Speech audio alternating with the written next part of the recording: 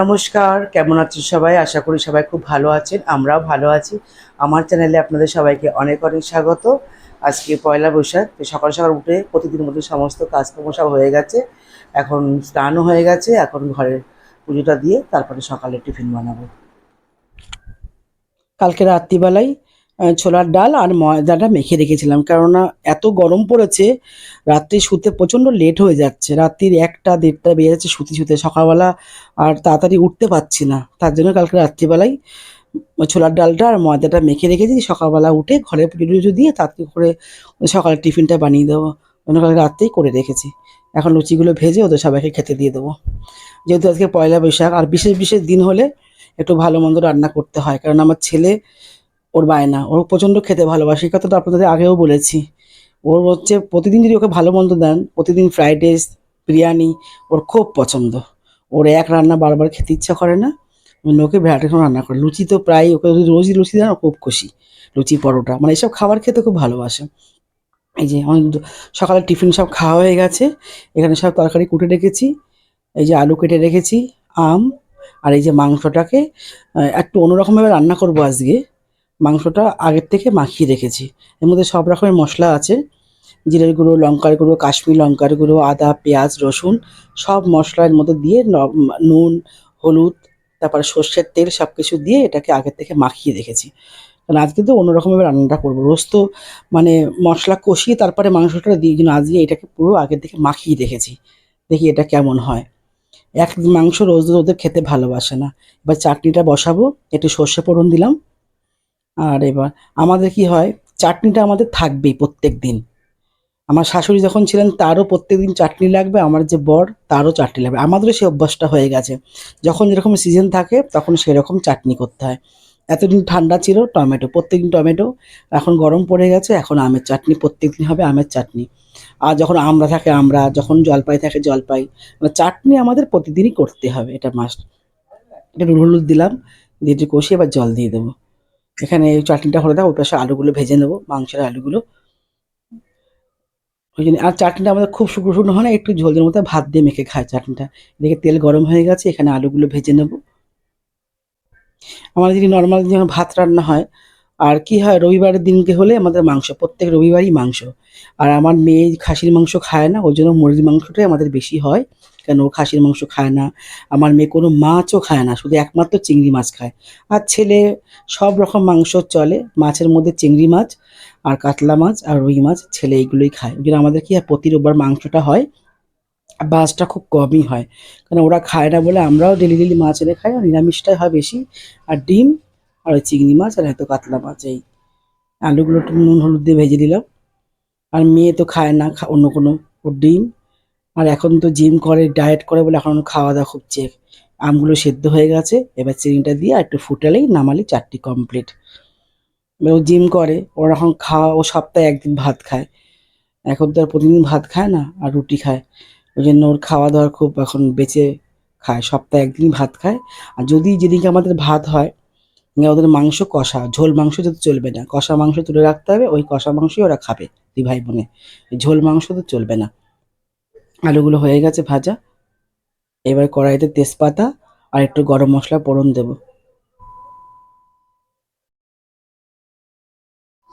এই যে, এবার মাংসগুলো দিয়ে দেবো। ওই জন্য আমাদের বেশিরভাগ দিনে মুরগির মাংসটাই হয়, অন্য কোনো মাংস হয় না, কারণ ও খায় না বলে না, ডবল ডবল মাংস আনতে হবে। এবার আর সত্যি কথা বলতে এতটাই গরম হয়ে গেছে, এখন রান্না বান্না করতে একটু ভালো লাগছে না। এতটাই গরম, ওই কতক্ষণে কোনো রকম রান্না করে বেরোতে হবে তাই। আর ভাবি না, বিশেষ বিশেষ দিনে একটুখানি ভালো রকম রান্না করি, ভাল লাগে খেতে। আমিও খেতে ভালোবাসি। ওই জন্যই একটু মাঝে সাঝে এটা সেটা। আগে তো একটু টমেটো দিয়ে দিলাম।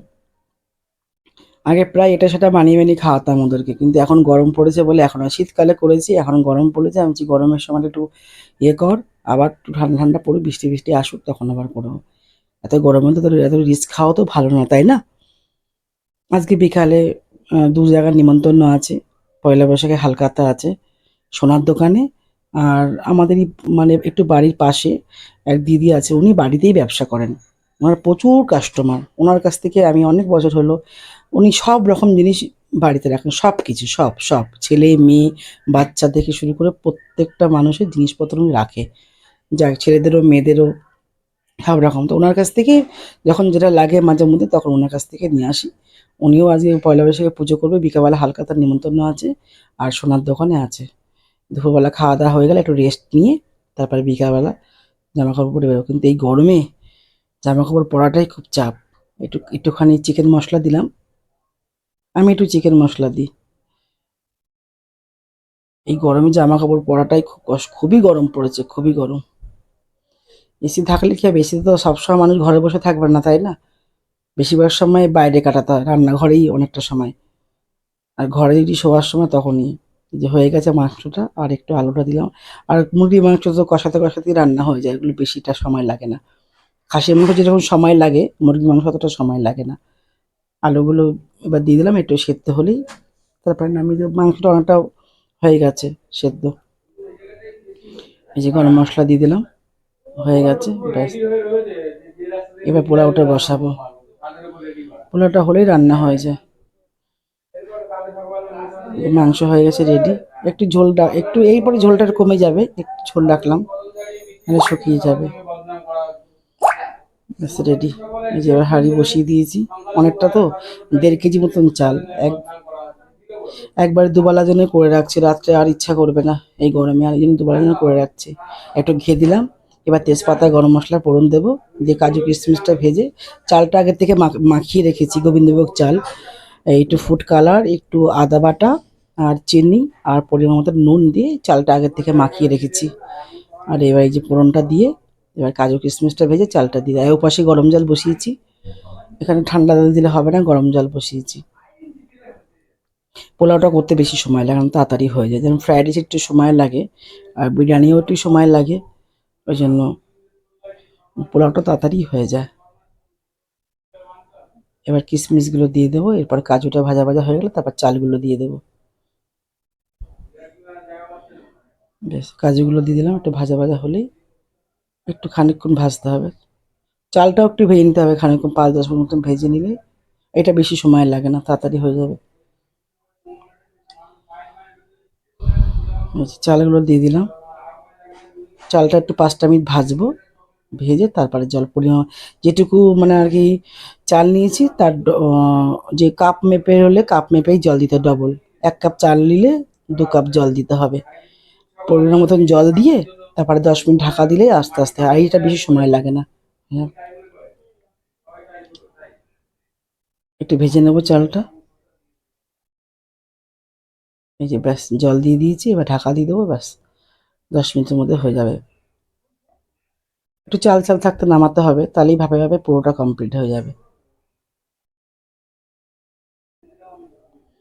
পোলাওটা হলেই রান্না হয়ে যাবে। কতক্ষণে রান্নাঘর থেকে আমি বেরোবো, যে হয়ে গেছে, কি সুন্দর ঝুরঝুরে হয়েছে। আমরা একটু মিষ্টি মিষ্টি খাই পোলাওটা, একটু মিষ্টি মিষ্টি খাই, আমার সব তরকারিতে একটু মিষ্টি দিই। রান্না হয়ে গেছে, চলুন তাহলে এবার সবাইকে খেতে দিয়ে দিই, বেলা অনেক হয়ে গেছে, 2:30 মতন বেজে গেছে। খাওয়া দাওয়া করে একটু রেস্ট নিয়ে আবার বিকালে বেরোতে হবে। যে সবাইকে দিয়েছি, আজকে আর কেউ টেবিলে বসবে না, পাখা তলে কেউ অংশ ঘরে বসবে এসিতে, এসি চালিয়েছে তাই বলছে ঘরে খাবার নিয়ে চলো। ঠিক আছে তাহলে যা, ঘরে গিয়ে বস, কারণ সত্যি খুবই গরম, এখানে বসা যাচ্ছে না। ঘরে বসে সবাইকে নিচে বসতে হবে। ওই যে আমার হাজবেন্ড বসে পড়েছে।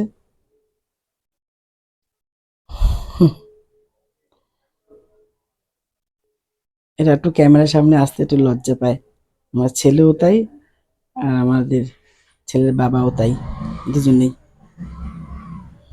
নিচে বসেছে, সবাই বসেছি।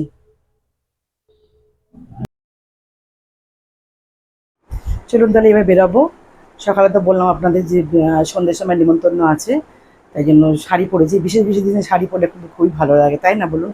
তাই জন্য শাড়ি পরেছি, খুবই গরম লাগছে, প্রচণ্ড গরম পড়েছে আজকে আবার। তো চলুন তাহলে যাওয়া যাক। এই যে আগে ওই বাড়ি থেকে ঘুরে এসেছি, দিদির বাড়ি থেকে, এখন এই সোনার দোকানে এসেছি। কি ভিড় দেখুন।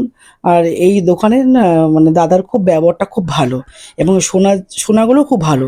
আমি যা কিছু বানাই আমি ওনার দোকান থেকেই বানাই, অনেক বছর হয়ে গেল ওনার সাথে রিলেশন। আর কি ভিড় দেখুন, আর দোকানটা একটু ছোটো তো, ওই জন্য বাইরে চেয়ার দিয়ে পাখা দিয়ে দিয়েছে, এই যে বাড়ি চলে এসেছি এবার। এই এখান থেকে ক্যালেন্ডার দিয়েছে, এই ক্যালেন্ডারটা দিয়েছে আমার যে বান্ধবী, সে যে দোকান থেকে বানায় সেই দোকানের থেকে এই আমাকেও একটা দিয়েছে। আর এই মিষ্টির প্যাকেট দিয়েছে, আর আমাদের যে দোকান সেখান থেকে লাড্ডু দিয়েছে। ওখান থেকেও খুব সুন্দর একটা ক্যালেন্ডার দিয়েছে। আর যেখানে দিদির জামা কাপড়ের যে দিদির বাড়ি সেখান থেকে একটা বিরিয়ানি পার্সেল দিয়েছে। এই আর ব্যাগও দিয়ে, সাথে ব্যাগ, এই লাড্ডু।